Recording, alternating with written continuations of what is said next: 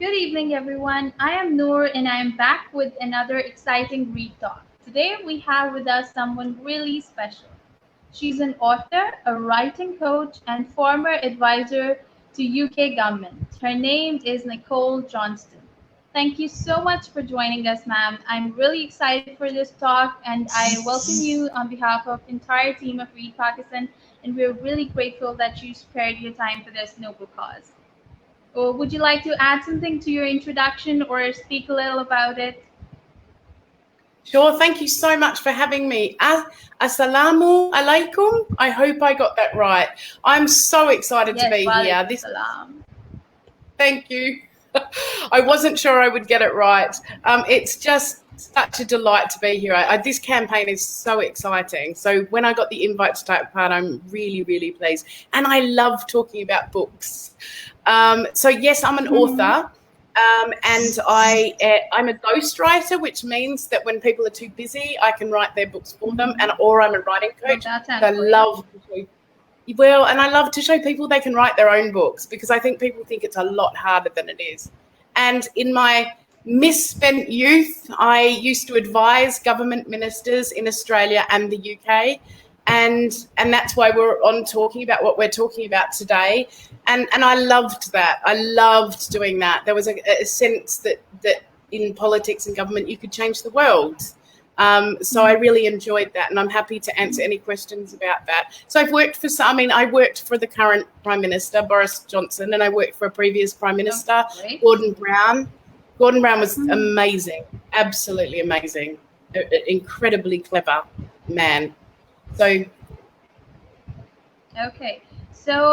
what inspired you into writing? You were into administration and all of that. So what inspired you into this authorship and writing? Anything you'd like to share from your experience? Well, actually, I think I've always written. And in fact, my friends say when I was at school, I always talked about writing. And I realized when I'd been working with ministers, one of the things you do is you write on their behalf. So you get to know them, what they want. They always check it, obviously. So I kind of have ghostwritten for them for ages. And I just love it. There's something about words that are just so powerful. And if you can get the words right and inspire people and really, and I loved that. So I used to write speeches and reports for them, and even letters. But there was some really exciting things you got to do.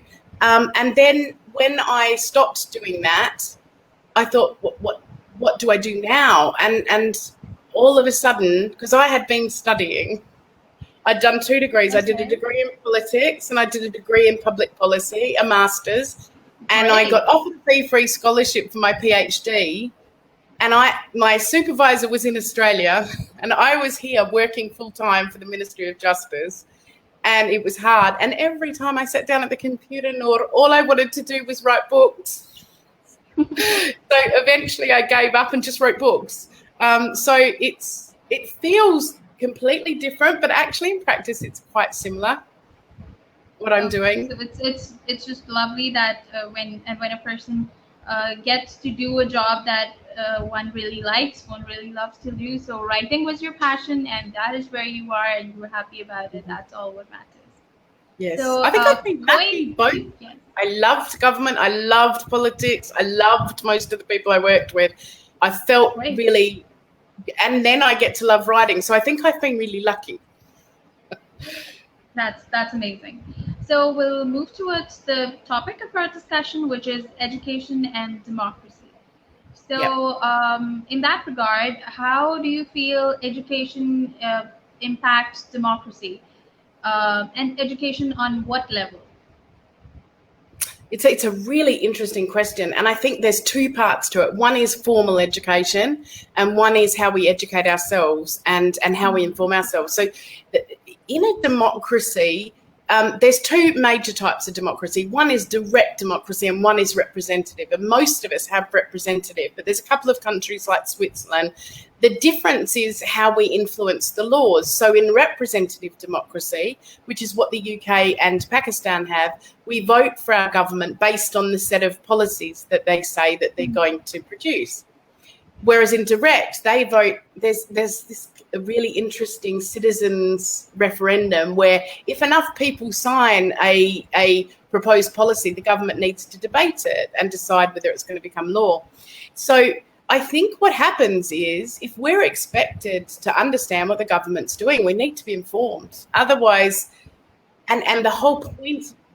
Yeah, and the whole point is actually if we want them to be the best government that we want them to be and them to represent us, we need to be really informed and understand so we can critically evaluate the points they're making. The thing about government is, and I don't mean to sound negative about this, but it's a lot harder work than it looks like. It's very complex to... some people in corporate, they can service a certain group of people. Yeah, they can offer a service to that. And if people don't like it, they can go somewhere else. We don't get to go somewhere else with government. If there's one person in the corner of Pakistan who has that need, they still have to meet that need. But if we want, and I think one of the problems with the democracies like US, the UK and Australia is that at the moment, people are very apathetic. They're a bit lazy. They don't inform themselves. And sadly, I think our governments are reflecting that. Whereas if we're informed and we can look at policies and understand what's happening, we can analyse it, we can make more informed voting choices. And the country, the cleverer we get, the cleverer the government gets because they're representing us. There's some really... That's an interesting point that you made. That the citizens, if they are clever, then the government is clever. But if the citizens, they don't know anything, then how can we expect the government to, make policies for us? Absolutely. And of course, there's no way that our prime ministers can possibly know everything. And they need people around them. So even if they don't know everything, they need people around them that they trust, that can advise them, and they need to listen to that advice because there's no way you could know everything about government. But also education's a fascinating thing. So we know under Article 26 in the Human Rights Declaration that we are entitled to education. It needs to be free to access, particularly for children. And by free to access, there's a spirit, what we call the actual words of the law and the spirit of the law. And the spirit of the law is it not only must be free, as in it doesn't cost anything. You need to be encouraged to go and take advantage of it. You need access to it. So people need to be encouraged to take up that right. So, for a lot of us, a government over here can provide a service, but if nobody can get to it or nobody can use it, that's not providing the service. But equally, there's a lot of other things we can do. And actually, I sent, on Twitter, because I'm not very good at technology.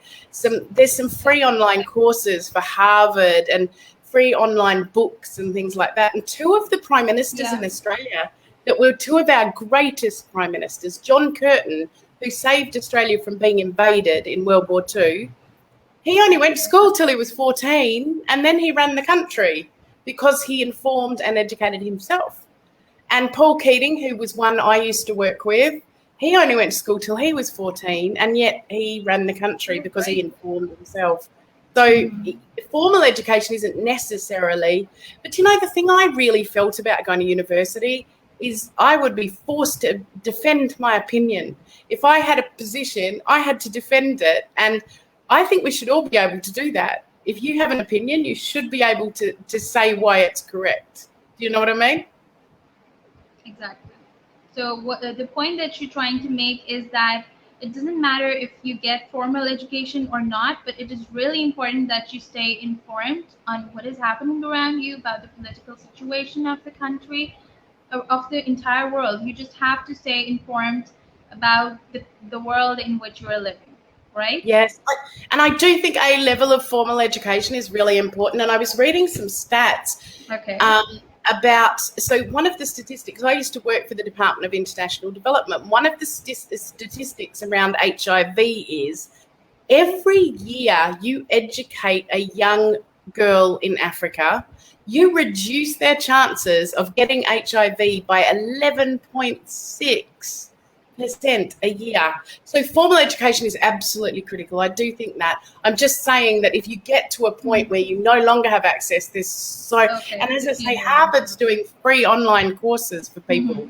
So you can learn wherever you are as long as you've got an internet connection, you know.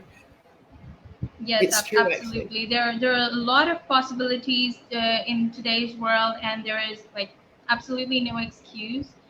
And yeah, we should really stay informed, and we should understand things so that we can be able to evaluate the policies and the decisions that our leaders are making for us, so that we get to have a say, we get to have a healthy debate on what is being inflicted upon us, what's being done, is it right or is it wrong.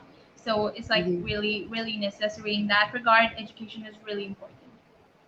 Yes, So I if we move to democracies next, in overall in the in the contemporary context, so democracy was the solution to a lot of our problems, right? In the times when there was a monarchy and colonies all around, so democracy was like the only way out. But do you think that there is a possibility that democracies are dying, or do you think that it's the institution or it's the leader who kills the democracy? Or what is your general opinion on how democracies die? I honestly think, I honestly think it is in the countries where, so for example, Pakistan's a very new democracy, and 2003, that's so new. Like it takes decades to establish.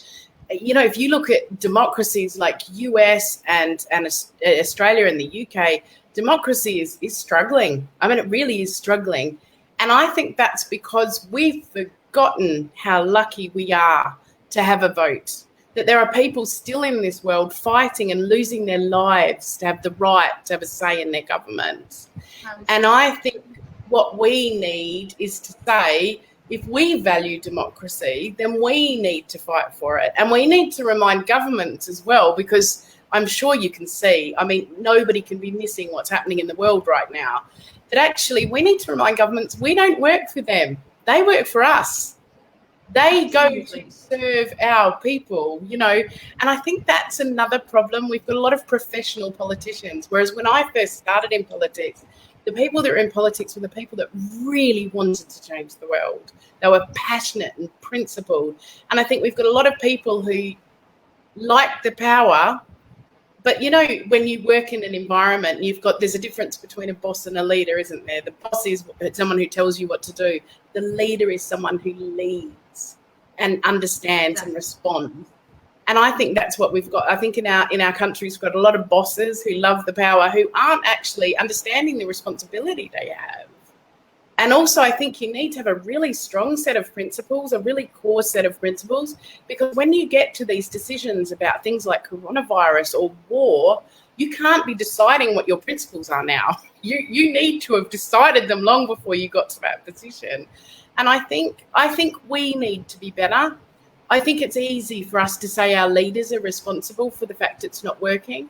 There are some very insidious influences, like there's a lot of big business using their money for influence. I think there's I know the problem we have in the UK is with people like Rupert Murdoch in the media, who influence a lot, putting out opinions in their papers that aren't necessarily backed up, but that suit him because he would he wants what he wants. I get it, right? But actually, should one person have that much influence, or should everyone have that much influence? Because that's the point of democracy. Democracy is majority rules. It's about the majority. It's not about one person. So I think I don't think we should ever give up. But I do think we need to take a few steps back and remind ourselves how important it is, to be honest. How important that is. Really, absolutely. If we see the struggle of those nations that are struggling to have democracy, we would really understand how important that is. But Yes. on the other hand, what do you feel about when there is no democracy? Do you think that rights are granted by a country being democratic alone, Or can masses enjoy the same facilities or better facilities and rights in dictatorial regimes as well? So I think there's two things. One is the facilities and one is the rights. So do I think you've got as many rights in a dictatorial or a tyrannical situation? No, you don't have the rights. Okay. They're gifted, aren't they? They're gifted, according to what the dictator decides. However, there's definitely a strong case. If you look at the USSR, the Soviet Republic before Russia, when I went to Russia and I spoke to people about their lives prior to capitalism and prior to what they would now call a democracy, they said we had food, we had clothes, we had homes, and now a lot of us are homeless or we're all having to squeeze into a house. We can't afford the choices we have. So what I would say is, yes, there's no question in an environment where the person deciding that gifts it to you, you can have it. However, one, if you think differently, and our artists, our scientists, our intellectuals, our academics, there's lots of people who think differently, and there's no space for them. And now, do we get better if we don't allow new thoughts and new discussion? And also, let's say you have a dictator and he or she is very benevolent and generous and really looks after their people, and then they die or abdicate, and you get someone who's not, someone who's awful, and just, if someone disagrees with them, they can kill them, So you have no rights then. You're not protected at all because your whole circumstance, you don't have an option of fighting that. So I think, yes, you absolutely can have the facilities. I don't think you ever get rights in a tyrannical environment. However, you're absolutely right. Yes. I think then if it changes, you're in real trouble because you don't know what you're getting, do you? Absolutely, and you don't know where you stand next. You don't have any capacity of leadership. You don't know how to lead next. Democracy not only gives you leaders, but it also gives you leadership abilities. Do you think that's true? Absolutely. I absolutely do. The thing is too, what we've realised is it's often been true. And certainly I would say when I moved to the UK, 20 years ago, I loved coming here because it was the home of democratic parliaments and the common law courts. And I am disappointed that it's not going in the direction it was. And it had such powerful, clever, intelligent media. But the thing is, what did start in this country and also in places like France, and it's not criticism, is the most academically gifted people would go into government. And that's great. Like, it really is, because it means that it's important. But actually, there's people like you and me who have experiences that are really important. So one of the things we've learned in government is and actually, bizarrely, I'm not a fan of Margaret Thatcher, but she was good at this. If she wanted to meet someone, say she wanted to understand how hospitals work, she didn't get the academic or the person that was at the top of the tree. She got the people working in the hospital to tell her how it worked. And that's where it's important, because people like you and me need to be in government because we understand things that somebody who's been to a very fancy school and a fancy university and not had to potentially pay their own way can't ever understand. So we need a way in for people to give their experience. True, very, very true. So moving towards the democracy in Pakistan, if I would like to add a few of your suggestions, your comments about Pakistan, especially the issue of women in Pakistan having the right of vote, not exercising it, and reasons why they need to be represented in the government. Right. I mean, to me, this is a really important issue. It really is. And can I just say, again, Pakistan's been a democracy since 2003, so it's going to evolve. And provided that the will is there, it will evolve. And also what we need to look at is, while I think there is an issue, well, there is factually an issue with women in Parliament and women voting, the whole world's dealing with this, right? I mean, very few, only some of the Scandinavian countries get this right. And done some amazing things to make it happen. But let's look at it. For a start, if you've got 48.76% of your population not voting or not part of your parliament, that means you're taking all of your intelligence from 51%. Now, I'm sorry, the world is just not in a good enough place to be ignoring half of your population. Some of the cleverest people in the world are women. They just are, you know. I mean, if you look at COVID, just as an example, of the top countries in the world and how they've controlled it, New Zealand, Jacinda Ardern, a woman. Germany, Angela Merkel, a woman. Finland, Helsinki has this amazing new program where if you go to the airport, their sniffer dogs are almost 100% accurate in detecting COVID. That's life-changing. And that's a woman. And the youngest woman running a country in the world, Sana. And also in Denmark, a woman. Those are the countries that have done it best. Now, let me tell you why I think that's true. I think that's true because women are not going to say it's okay if 50,000 people die. Because I think we come with a natural inbuilt empathy that any unnecessary death is not okay. So what they did, ironically, is they closed their countries down really decisively, and now their economies are starting to build back up again. Whereas other countries like the US, like the eastern states in Australia, like the UK, we're decisive, and now we've got this enormous problem, and our economy's in free fall.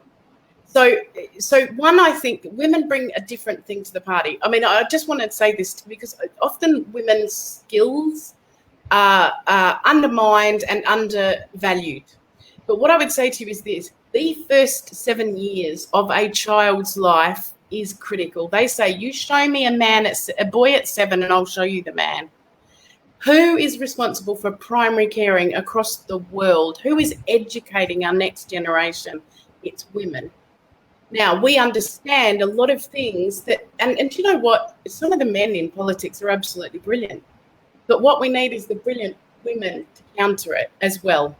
And what I was concerned about is while women have the vote, it's quite clear that they're not taking it up. Now, if they're choosing not to take it up, that's okay. What I understand, though, is that there's some level of coercion or fear about exercising that vote. That's not okay. That's not democratic. And it's not democratic in any country.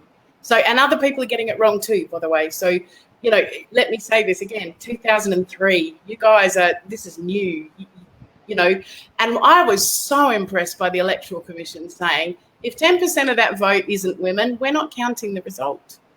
That is such a proactive way of doing things. And I think we're all afraid of change. I mean, I think COVID's proven that. But actually, what I do know is if you look at teams, the research proves if you look at teams that are gender mixed, men and women together, they outperform any single gender teams. So together, the skills that women and men bring together just make us all cleverer. And also, I'm sorry, I don't think there's any country in the world that's clever enough to ignore 50% of its clever people. Absolutely right. They cannot be ignored. Okay, moving further, we talked about Pakistan, we talked about education and democracy. Going to your diverse experience and the fact that you've been to so many countries and have known so well. So would you like to, you know, all of them are democracies. So would you like to compare the living standards or maybe the political knowledge or, you know, how informed people are compared from Australia to UK to Russia or wherever you have been? Would you like to make a comparison? Yeah, I mean, I'm happy to talk about my observations. What I would say to you is, and again, I say this with a caveat, the Scandinavian countries to me are so far ahead on work-life balance. The UK, for example, compared to the rest of the EU, we work longer hours than any of the EU, but we're less efficient. And I mean, that just tells you something, doesn't it? That's crazy. And the other thing is, I think sometimes we think economically, and I wish I had this, I will find it and send it to you, okay? But okay, Gordon Brown one of the cleverest people I have ever worked with. Do you know, he just got everything. And I mean, being a treasurer of a country is really hard work. And he wrote we think that if we spend money on people and we build up their life circumstances and their education and their health, that we're going to bankrupt the country. But actually, building people up makes the whole country better off, right? Everybody's better off, because also, if, let's say, for example, you're living in poverty, you can't spend your money for that employer or that business to employ other people who then have money to spend. And he wrote a great book on why fairness and justice is economically sensible, and it just makes so much sense. So what I'd say to you is I think Scandinavia gets it really, they do a really good job, with the caveat also that they started when their populations were quite small. So that also is an advantage. Germany has a similar population to the UK, and their health system, I mean, our health system, the NHS is amazing, absolutely amazing. But they have a very healthy view to their contribution to their country through their work. They see it as a sense of duty, which I was intrigued by. They see it as their job to do their best job. They all really seriously take their role in their democracy. As a result, their housing is secure. Again, there's bits at the edges of every country. They have good pensions. They don't have to buy their houses because they have long controlled leases, whereas most of us over here are desperately trying to get on the housing market. And I think when you look at, I think they do it really well. I also think the Netherlands do it really well. And I think it's about being brave enough to say, we need to be fair, and then our economy will respond. Because if you've only got 50% of your population that can even afford to buy food, then those people that don't have any money aren't going to spend, are they? And if they don't spend, the businesses can't employ anyone. And then those people that aren't employed can't spend. It doesn't make sense. I think, do you know what I think when I've gone around to different countries? I often think everybody gets something really right. And I did think when I was in Russia, the thing that they got right was, if you're clever, you go to university and they make it happen. And whereas if you're clever here and you don't have any money, you're going to have to pay a deposit on a house to get a university degree. You know, the Greeks are just generous and kind, and even if they've got nothing, they still give to people. I think they got that right. And I think they have a very strong sense of democracy, the Greeks. And it feels inbuilt from, they were the first ones to coin the phrase, the ancient Greeks. Yeah, absolutely. So that makes sense.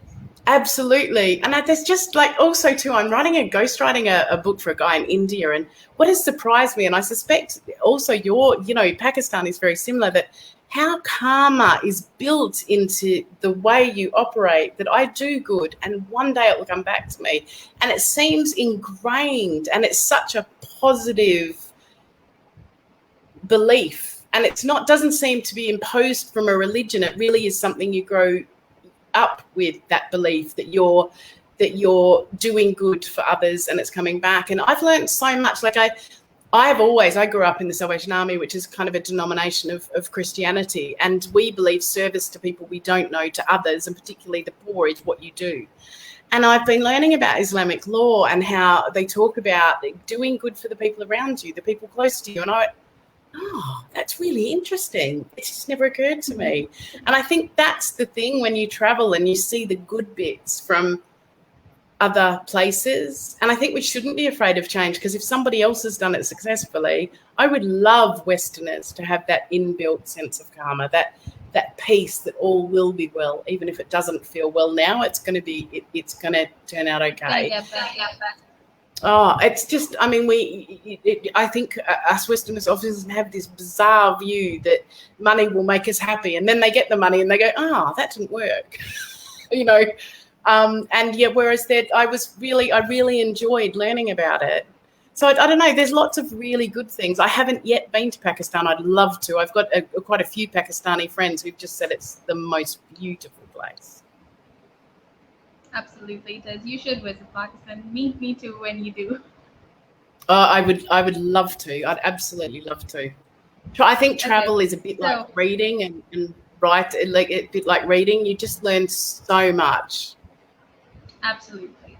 So I see from where you get your inspiration for writing. You've traveled so much, you've known so much, you've known people, you've known economies, you've known countries, you've known living standards.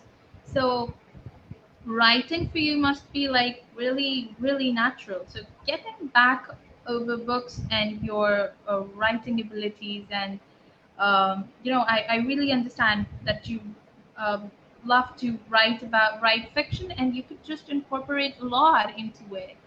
I just love to read your works as well after talking to you. So, would you like to talk to our audience, our viewers, about your books, your works? But I just love it. I think, it's funny when we talk about books, like for me, they were just so critical. And, as a child, like I would read books. Oddly enough, I live in Beckenham in London, and Enid Blyton, she wrote her books here, and her books for a lot of us were what we read as children. We read, Secret Seven and Magic Faraway Tree, and they were just pure escapism. And so for me, I think what drives me is for writing fiction. I love fiction. I mean, fiction, I think people think it's a waste of time, but what's really interesting is putting yourself in somebody else's shoes. It builds empathy, it builds compassion. So you might look at someone who does something in a book and go, I can't believe they did that. But when you read from their perspective, you think, I still wouldn't have done that, but I understand why they did it. Why? And so it's so, and also, it's not even my sort of book, but I read Rosie Thomas's The Kashmir Shawl and fell madly in love with that area. Like, I just could picture it. She writes it so beautifully. She wrote another book about the Antarctica, and I was just absolutely transported. So for me, there's two major things in my fiction. One is we all have really hard times. And what's interesting is Ernest Hemingway, I don't even like his writing actually, but he says, Okay. I know it's crazy, but he says the world breaks everyone, but afterwards some are stronger at the broken places. So once we've put ourselves back together, we're actually stronger. I love that. And the other thing is, my last book is crime, and it is based on a true story, but it's less about what happens as why did it happen. So these people that went on to be serial killers had terrible, terrible abuse as children, and that's not an excuse. But you track it through and you think, gosh, if we'd done better then these people wouldn't have died later. And I think the why people do things. My latest book is non-fiction, which probably would be much more interesting to your audience. I don't know if you know LinkedIn, Yes. the social media platform. So my friend Anna had two toddlers at home and a global business. So she was very successful, but she was really missing face-to-face interaction, like everyone right about now. Yeah, nobody can see each other. And she decided to put a post on LinkedIn and ask whether anybody just wanted to meet for coffee, for no agenda, just meet for coffee. And they did. 15 people met on the 2nd of June in 2017. And she posted about it. And afterwards, she put a hashtag LinkedIn local. And literally 22 months later, there were people having these coffees or drinks or whatever just to meet other people for no money, no sales, no networking in 650 towns and cities. Over 1,000 people came forward just to set up these communities. And so we wrote this book, How a Hashtag Changed the World. Wow. And bizarrely, we thought, what are we doing publishing in the middle of coronavirus? But actually, people want positive stories about what good people... And I think this fits with democracy. It's about when good people get together with no agenda other than to do good, amazing things happen. Really. And I think this is a great story about, what we did is we pulled together a lot of stories about how it impacted people. And I think what Yes, and I agree with you, Azim. I really do. If we understand that, then and fix it early on. So Azim Hassan, sorry, is that okay if I say that? Is saying that if we understand the reasons behind someone's crime, if we can prevent it, it's much better than punishing it at the other end. So it came out at a time, of course, when we're seeing some ugly in the world. People have been quite selfish, but actually showing Margaret Mead is an anthropologist. She is amazing. She really is, well, was amazing. And she said, never underestimate what a group of good people can do when they get together.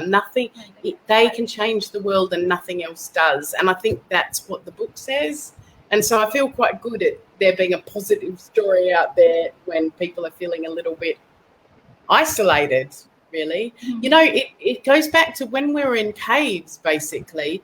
They say that the neuroscience in our brains, Noor, is that actually our survival is dependent on water, food, and our connections, our tribe. So if we don't have those connections, it's as bad as not having food and water. Absolutely. So you just covered really nice topics in your writings, in your books, and I'm really looking forward to read them. I would love to read them, and I'm sure my all of our viewers would do too. So we talked about your writings. Now let's just talk about what type of books you read or you read when you were, you know, in university, college, school, as a kid. So what type of books you would like to read then, and what are your interests now? Which writers you like? Anything. So I love reading everything. I mean, at the moment, I think because I've been I'm writing, ghostwriting product, which are all non-fiction. I tend to read all sorts of fiction. But so when I grew up, it was all about fiction, but I also had an obsession with history. I remember my parents buying me a desk with a map of the world on it because I was obsessed by history. And I think curiosity is. Do you know, it's funny because one of the books I'm ghostwriting for someone now talks about when we learn new things, we get a rush of dopamine. It makes us feel good. And oddly, if we share something that we really enjoyed with other people and they enjoy it, it creates oxytocin, which is the connecting hormone. It makes us feel connected to people. And that's the thing about stories. If you tell me a story and you're feeling good about the story that happened to you, I'm going to feel exactly the same thing, and our neurons in our brain will mirror, and that will form a connection. And I think that's why we're hardwired for stories. So when I was at university, I just read everything on politics I could possibly read. I can tell you pretty much step by step everything that happened in World War II and why it happened. And then now, because I still do read nonfiction. I love Nelson Mandela's books. It's something about Nelson Mandela and his capacity to be jailed for 26 years unfairly and to come out and forgive people just is profound to me, because it feels like something I could never do, right? But also I love crime. I think crime tells us about psychology of people and our expectations. So at the moment, I'm reading a lot about Iceland, and Iceland's fascinating. And if you can get past the differences, so the first crime book I read in Iceland talked about how they have soup with pigs' heads in, and I was like, oh, that's disgusting. But when I got past the differences, what happens is when you get into those characters, you somehow absorb an understanding of how they think and how they feel. True. And how they interact with their country. And Iceland, what an amazing country Iceland is. It's just beautiful in this totally bizarre way. But you kind of, at first you're like, oh gosh, this is odd. Why do they think that? Why would they think that? And then all of a sudden you're thinking, God, I'm really starting to understand them. So, and I love Jo Nesbø, who's a Norwegian crime. I love lots of books. Rosie Thomas, she writes about she wrote a book about Egypt. She wrote Kashmir Shawl. She wrote, I can't remember the one about Antarctica, but I don't suppose I'll ever get to Antarctica, but I felt like I was there with Which one is your favorite? Do you have any favorite? I have so many favorites. I have so many favorites. My favorite at the moment is called Yrsa Sigurdardóttir. Oh, and she's Icelandic. I might have to send you that that name. And yeah, absolutely. Fascinates me. And interestingly enough, one of the books, so she's not even an investigator. I think she's like an auditor or something. So they bring her in to investigate finances when they think there's been crime or something, so they can track where the money goes. Yeah. So she goes on this trip to Greenland. And again, I've never been to Greenland. But what's fascinating about this book is that they go in to investigate these disappearances of people that are mining. And you get into the mythology of Greenland. And Greenland, the Greenlanders that live close to this area that they're mining, I think it's oil. It must be oil that they're looking for. And they keep talking about how the dead spirits are coming back to kill these people, and that's why they're disappearing. And, of course, you know that these hard-headed investigators are like, yeah, that's not happening. But what's fascinating is actually it turns out that someone brought the Spanish flu to that area.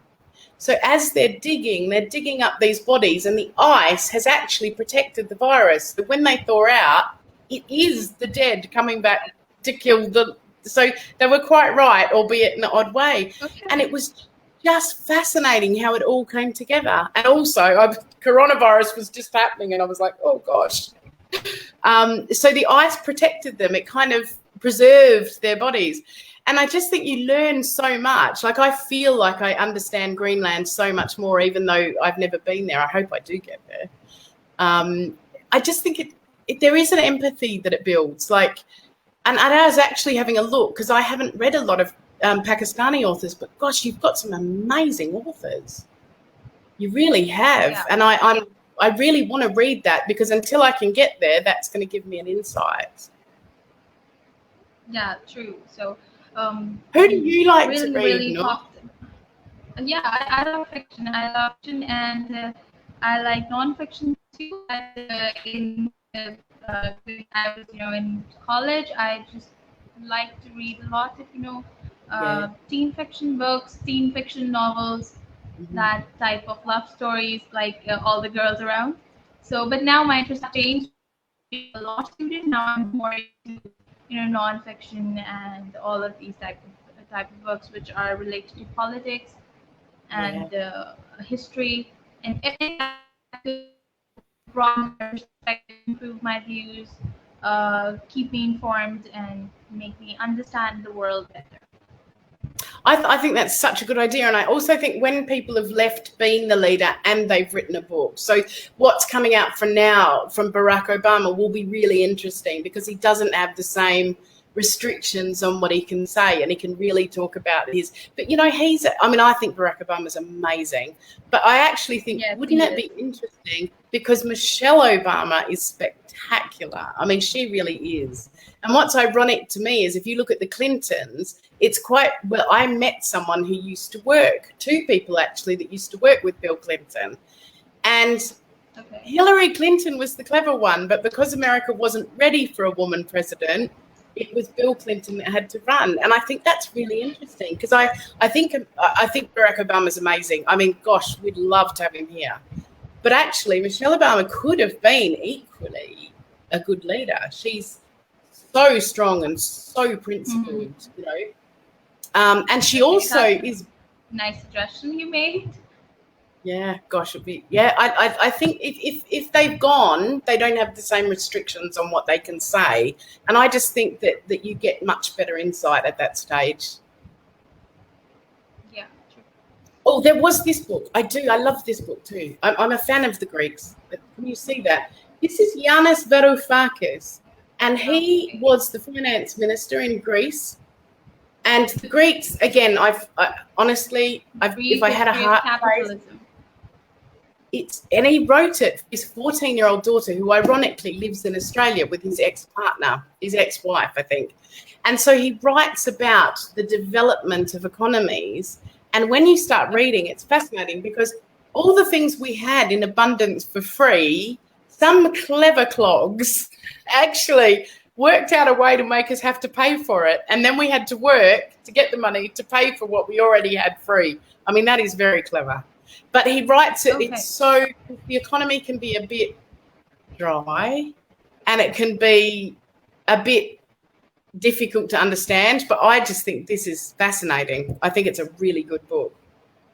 Okay, yeah, so we've got a few suggestions as well, and I think if the audience, which I'm sure they are, is inspired by you, then they would just hit those books first that you mentioned, and they would love to read them. So the whole point of these talks is that if they get inspired by the people that we're talking to, and they would then definitely be inspired to read the books that they read.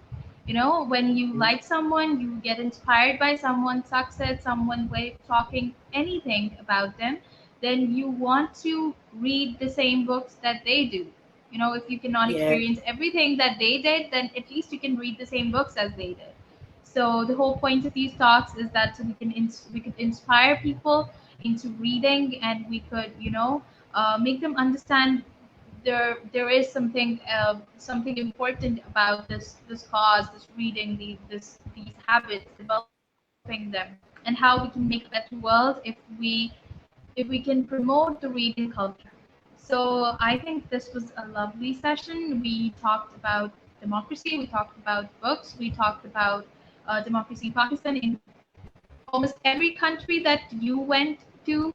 And it was really an informative and really an enjoyable session. I loved it, and I'm sure the all of the viewers loved it too. I can see through the comments like emojis of good and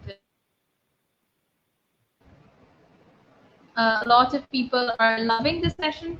So I would like to thank you so much for sparing your time for this cause, for Read Pakistan. On behalf of the entire team, thanks a lot. It's a pleasure. And Noor, you are a great interviewer. Thank you so much. I've thoroughly enjoyed it. I was so pleased to get the invite, and you know, if I can ever help with anything else again, please let me know. And thank you so much for watching, everyone. Thank you. Thank you. Bye-bye. Bye.